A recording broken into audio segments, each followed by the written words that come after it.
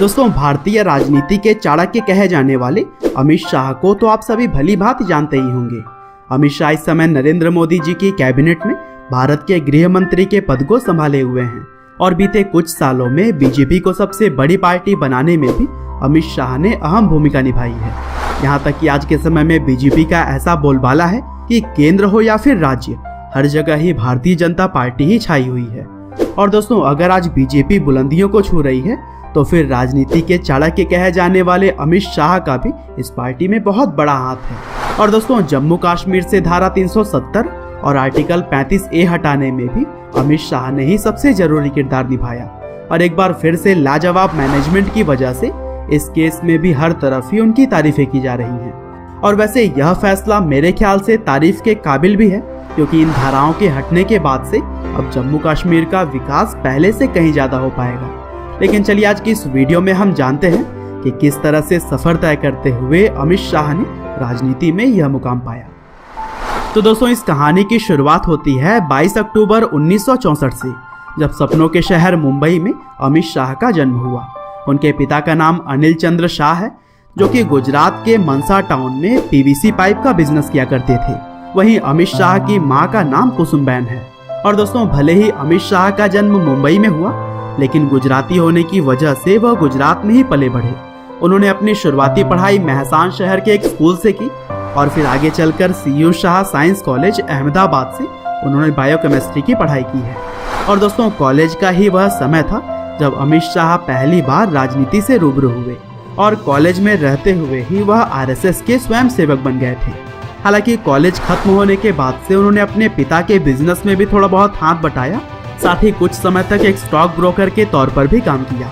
लेकिन इसके बाद से वह राजनीति में सक्रिय होने लगे और फिर साल 1982 में अमित शाह पहली बार नरेंद्र मोदी से मिले और उस समय नरेंद्र मोदी भी आरएसएस के ही प्रचारक हुआ करते थे। और फिर आगे चलकर अखिल भारतीय विद्यार्थी परिषद से राजनीति शुरू करने के बाद 1987 में अमित शाह ने बीजेपी ज्वाइन कर ली।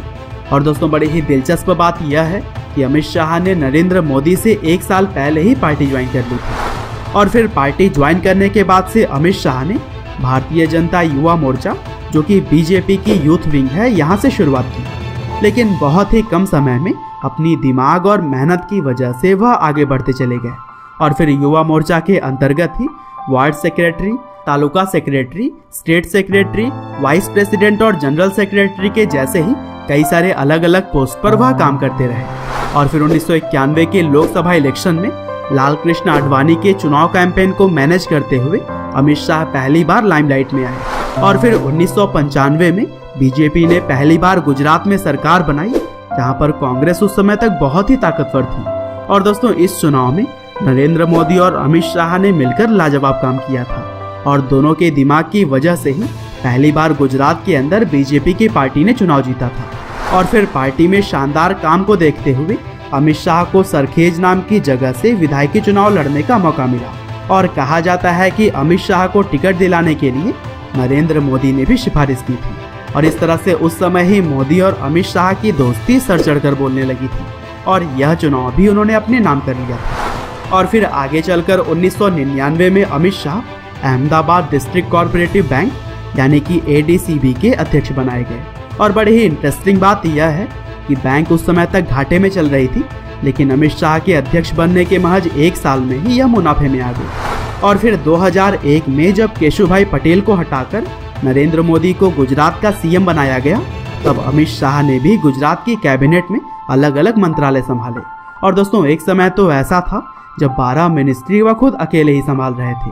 और फिर इसी तरह से आगे भी अमित शाह बीजेपी की पार्टी में अहम किरदार निभाते हुए चले गए। और फिर 2014 के लोकसभा चुनाव में नरेंद्र मोदी को जिताने में भी अमित शाह ने अहम भूमिका निभाई थी और इसी साल उन्हें बीजेपी का राष्ट्रीय अध्यक्ष भी बनाया गया। और दोस्तों, यहाँ से तो अमित शाह के दिमाग और नरेंद्र मोदी के नेतृत्व में भारतीय जनता पार्टी ने कभी भी पीछे मुड़कर नहीं देखा, क्योंकि 2014 के बाद से 2019 में भी बीजेपी ने एक तरफा जीत हासिल की और इस बार अमित शाह को गृह मंत्रालय सौंपा गया। और दोस्तों, गृह मंत्री बनने के महज 3 महीने से भी कम समय में अमित शाह ने धारा 370 को खत्म करने जैसी साहसिक कदम भी उठा ली और इस तरह से उन्होंने साबित किया कि भारतीय राजनीति के चाणक्य उन्हें यूं ही नहीं कहा जाता है। और दोस्तों, उम्मीद करते हैं कि अमित शाह आगे भी इसी तरह से देश हित में फैसले लेते रहेंगे, साथ ही देश को नई बुलंदियों तक पहुंचाने में भी वह अपनी एक अहम भूमिका निभाएंगे। आपका बहुमूल्य समय देने के लिए बहुत बहुत धन्यवाद।